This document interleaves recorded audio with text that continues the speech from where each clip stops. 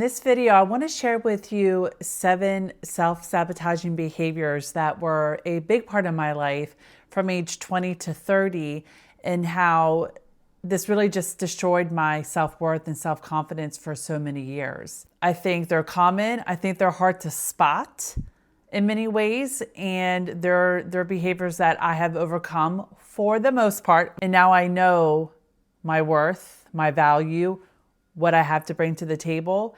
And that's why my standards are a lot higher these days. Let's go ahead and dive into these 7 self-sabotaging behaviors. I do have some notes here today, so I don't, rant off too much. The first one was living in my masculine energy for so long. So from age 20 to 30, I was full blown in my masculine energy. I was working, I kid you not, 70 to 80 hour work weeks. I was in the finance and insurance industry. And the reason why, one, this behavior, really living and operating in your masculine energy, a lot of the time, if you're a woman, destroys your self-worth is because this is where you can lose yourself. So here's the thing. Showing up, being, living, working in your masculine energy the majority of the time, it's not like this is your fault, okay? Basically, a lot of women do this because they're trying to prove their worth. They're trying to prove their value. They're trying to get love, recognition, approval, validation from someone outside of them because they didn't get it growing up from their parents or from their caregivers. So now that they have autonomy over their life, like they are responsible and in control of their own life, and now they're going out there, like if you were neglected and abandoned as a child, this is going to play into adulthood to where you are really going to do whatever it takes, especially if you are an ambitious person. You're going to do whatever the heck it takes to prove your worth and your value. And if you're getting praise for it, like I was, you're going to do it until it runs you in the ground. So I was showing up in my masculine energy for far too long, and I hit a rock bottom. I was like, what am I doing with my life? Who am I? I don't even know who I am. Becoming popular in my job within that organization, making all this money. Okay, it's not like I don't feel worthy. This isn't working. The constantly chasing and proving and getting praise from people who will only acknowledge me when I'm doing something for them, like this isn't working in my career and also just in relationships with men. I'm like, okay,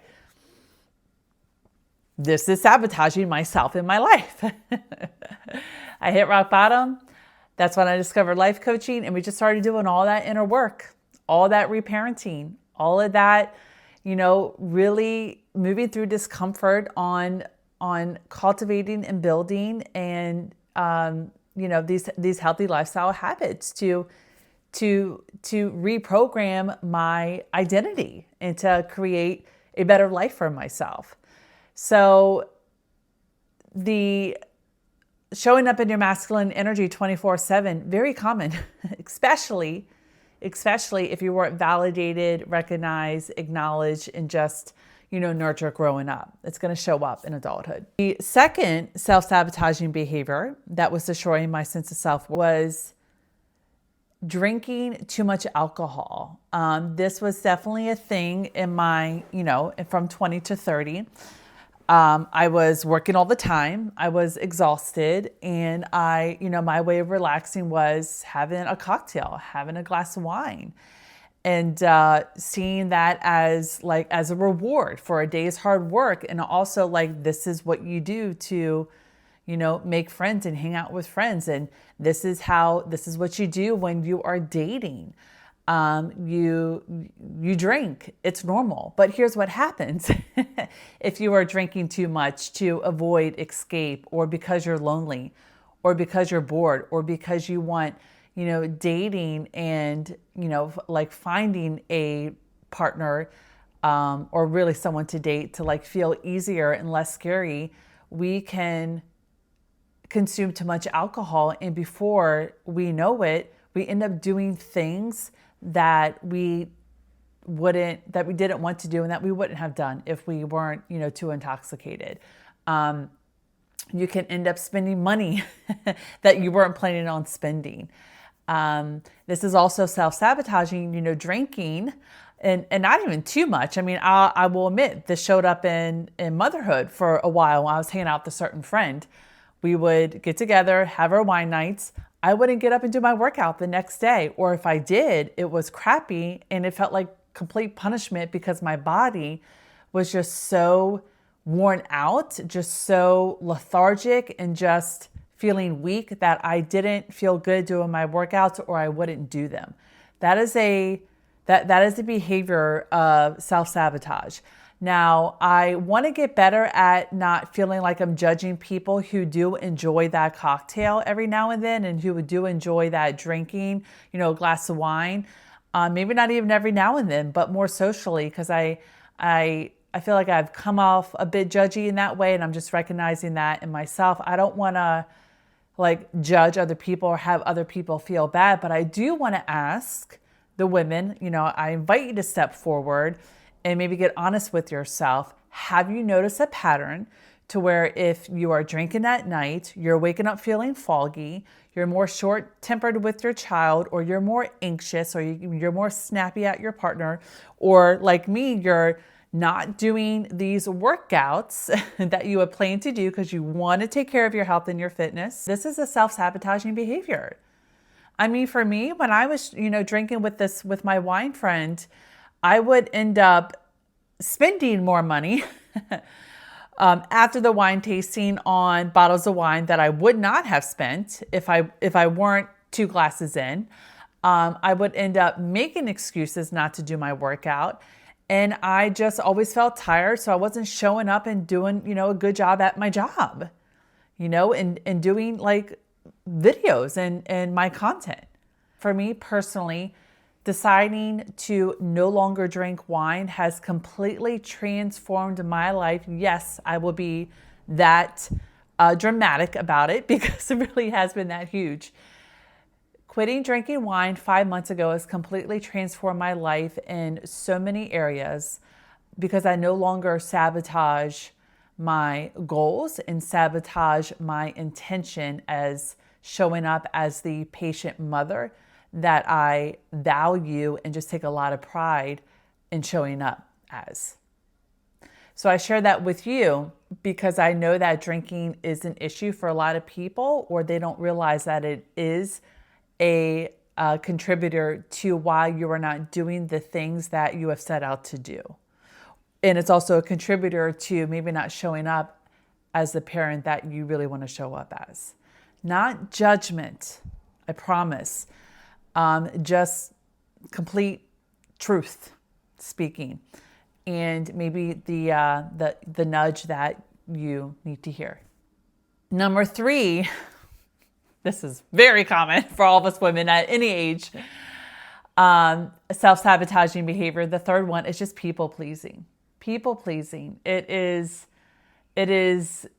contorting yourself into who you think you need to be when you're around this certain person, or to make sure that they feel comfortable or that you're not going to disappoint them. People pleasing is such a huge one for so many women, and it's also one of the biggest self-sabotaging, self-abandoning behaviors that we have got to get better at just quitting, right? How many times are you going to things that you don't want to go to? How many times are you, just kind of letting someone go on and saying that things or whatever, and you're just like, oh my God, yeah. And I mean, sometimes like that's okay to support, even though if you don't agree with something that someone's doing or what they're saying. I mean, okay, from time to time, all right, especially if you don't spend that much time with them. But if it's constantly you're showing up for someone and being emotionally available to them, or you're always putting this energy into the, relationship or friendship or the thing, and it's just so exhausting, this is affecting your self-worth because you're just sitting there getting dumped on. So your inner child, yourself, feels like you're neglecting them, abandoning them, like their needs don't matter, because you're just like sitting there taking it over and over again, just like doing this thing that you don't want to do, or playing this role in this relationship dynamic that you don't want to play, right? Just being the people pleaser. This affects your self-worth because you are wearing a mask, pretending to be someone you're not. So you're lying to yourself, which then is going to affect you really accomplishing or doing these things that you really want to do, because you're just not going to feel worthy in doing that, because you're already like abandoning yourself within this relationship dynamic. I hope that makes sense, at least a little bit. Let me know in the comments if it does or doesn't. Number 4, making excuses for what would actually support you. If you have promised yourself that, okay, we are working out Monday, Wednesday, Friday, Saturday, like we're working out every other day. I've shared this in another video. But that day comes and you're making excuses more times out of the week than not, that you're too busy, you got to really get this thing done, or you're too tired, or you just, don't feel like it right now, it'll be tomorrow. Making excuses, number 4, this is self-sabotaging, because you're breaking this promise to yourself. And breaking this promise to yourself, if it destroys your self-worth, destroys your self-trust, because you're not doing what you promise yourself you're going to do.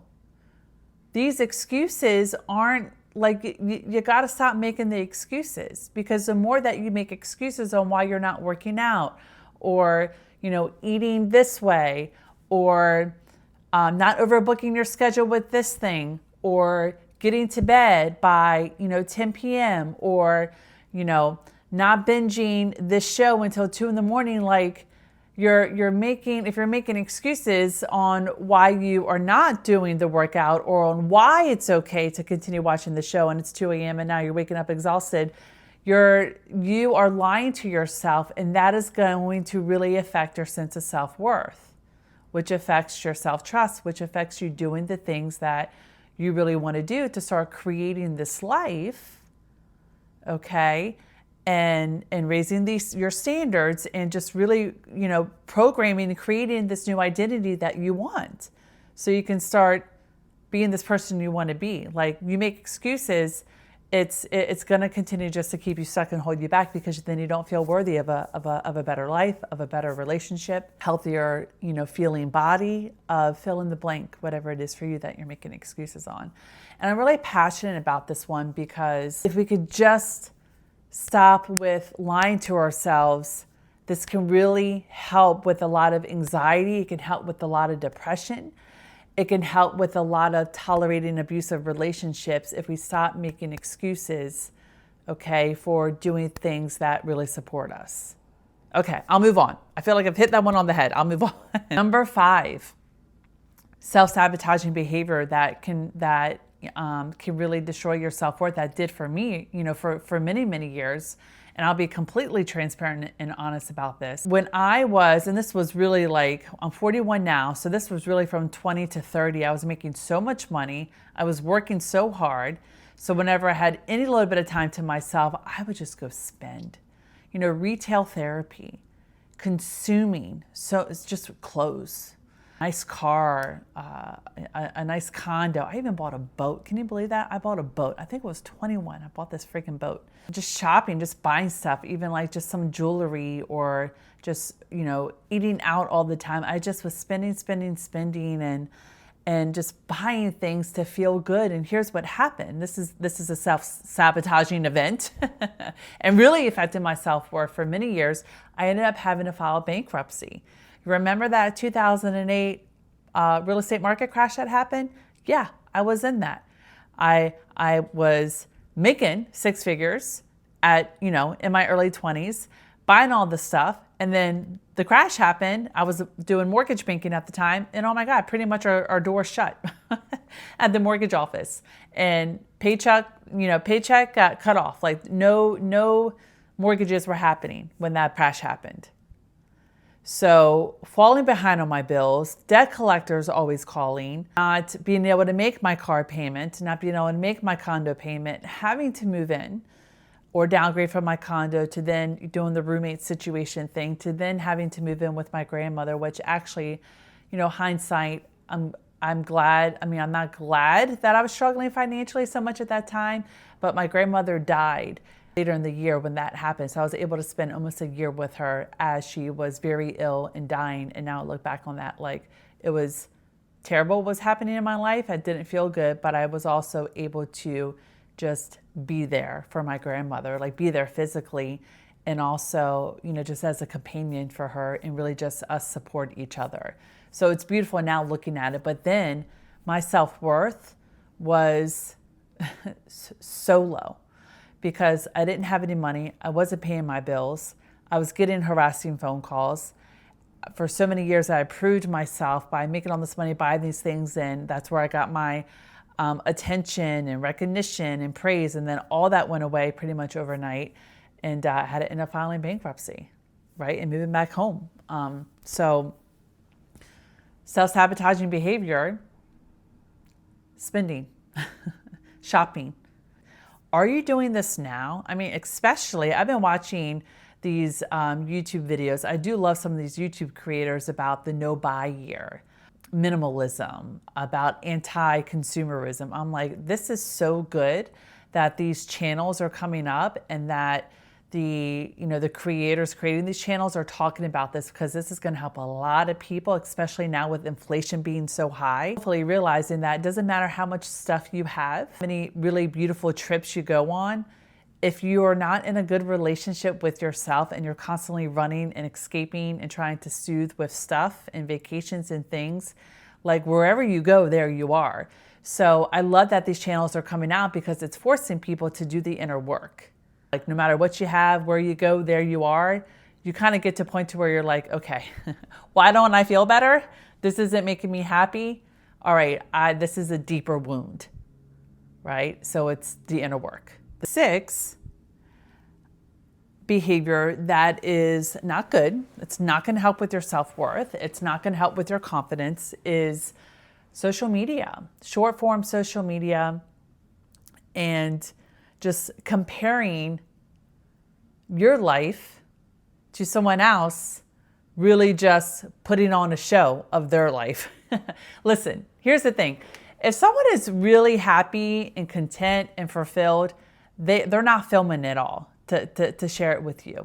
Like, I think about myself, and I used to do this. Like, I definitely used to do this, but then I started doing my inner work, healing, reparenting myself, setting boundaries, changing my habits, called in the love of my life, started a whole new career. Like, it's really the inner work. And that's when I stopped showcasing. I feel like, especially now since becoming a mom, I stopped showcasing my travels, my day-to-day, things that I'm doing with my family, or fun, cool things that I do, just even by myself or with friends. I don't feel the need to share that on social media anymore, because I'm in the moment. I'm with my family. I'm with myself on this thing. I am just enjoying this trip, right? So I share that because it's like, if you are watching other people's lives and you're feeling terrible about yourself, and you feel like something's wrong with you because you're not living the way that they're living, or you feel like you're behind, just realize that a lot of this stuff is just a highlight reel. You don't know what type of relationship they're in. You don't really know what their financial situation is. And you don't know what type of deep wound that's going on with them to where they feel like they need to show you everything to get the likes. Okay? So stop consuming other people's life and really just start creating your life, building your life. Okay. Yeah, you're watching this video now about, okay, what is it, what are these self-sabotaging behaviors? How's this affecting my self-worth? Take it in and then go do something about it. Don't keep watching. Consume a little bit to where it's really genuine and authentic and like relatable and doesn't make you feel like terrible about yourself. learn from it, and then go ahead and do. Number 7, self-sabotaging behavior. This is so prevalent now today. This was definitely something that was destroying my self-worth, and that just had me feeling out of alignment and authentic and confused. Was chasing goals that weren't mine. At 20, I started making 6 figures. I guess I wanted that because, I just wanted to perform well and do a good job. And then that became about money because that's where I got attention and acknowledgement and love and approval and praise. I never really had this desire to have a lot of things.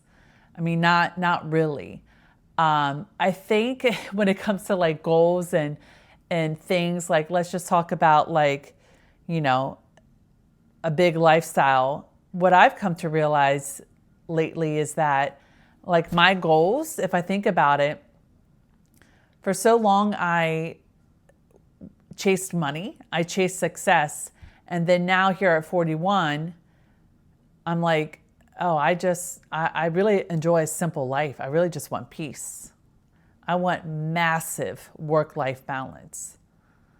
I actually don't like clutter. Look at my house. Like there's not a lot of stuff. The kitchen may be a little messy, but we don't have a lot of stuff. I like simple. I like clutter-free. I like organization. I like a simple schedule. I don't like an overbooked schedule. And I like presents. So I realized that actually I don't like going out to eat all the time with my family and with my toddler. I have a daughter who's 3. I prefer us eating inside so she can do whatever she wants to do.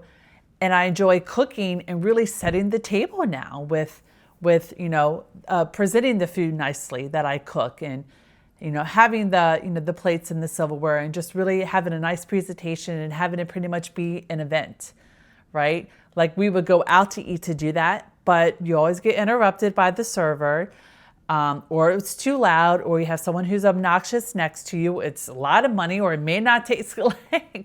I realized that, I was doing this because this is what everybody else wanted to do.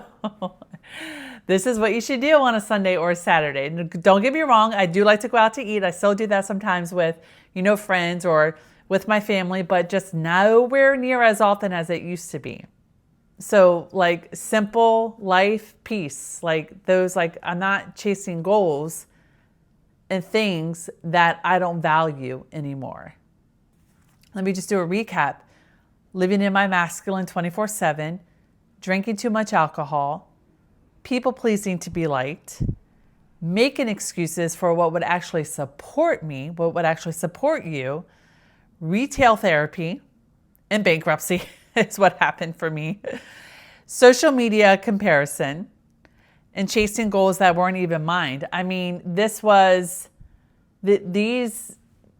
These are all things that are common, so common, not even at a young age, but so common. And if you really just take a moment and ask yourself, okay, what is it that I really want? So what I came to discover, what I really wanted, when I started doing this inner work and learning how to reparent myself and slowly rebuilding my self-worth and my confidence through keeping my promises to myself, through getting uncomfortable and challenging myself to do hard things, to start creating a new identity, what I came to find out was that what mattered the most to me was my health, quality, mutual, genuine, friendships, enough money, and peace, a simple life. That's it. And now, and again, like my life isn't perfect. Not every day is perfect. I sometimes get stressed out. I sometimes people please. I sometimes, wish that, it would be nice to have a glass of wine. I sometimes get short with my child. I sometimes, really want to, think about going on this trip and I want to do this trip. And we do a lot of trips, but We do them now with more intention and purpose, which means when we're going on a trip, we're usually combining it to visit friends or do the trip with a friend or visit family because we have, family in Europe. But like now it's these living a more conscious, intentional, on purpose, in alignment with your values life is really fulfilling. It's really peaceful. Are you struggling with some of these self-sabotaging behaviors that are really affecting your self-worth? Are you ready to face them head on? Which one are you struggling with the most? Share it with me below in the comments. And this is the work I do with my clients. If you're interested in learning more on how to work with me one-on-one, you're more than welcome to visit my website. I'll put it in the description here. It's just my name, nikkimcmillan.com. You can learn more about my work. Did this bring awareness to some of the behaviors that you have right now that you're struggling with and that you feel are holding you back in life and are affecting your self-worth? Was this relatable? Was this helpful? Please let me know by giving this video a thumbs up. Love for you to subscribe if you want to hear more conversations on this. And if you're ready to really start, taking life by the reins and creating it more on your terms, living more in alignment, really starting to attract those healthy relationships and get some good habits in place, set boundaries where you need to, and really just start living life more on your terms, then definitely visit my website if you're at that place. Okay, I hope this was helpful. If it was, please give it a thumbs up. Share with me, okay? What self-sabotaging behavior are you ready to knock off? I would love to know in the comments. And yeah, that's it for now. Thank you for listening. This was a long one, so thank you for listening. And I'll see you in another video next week. Bye for now.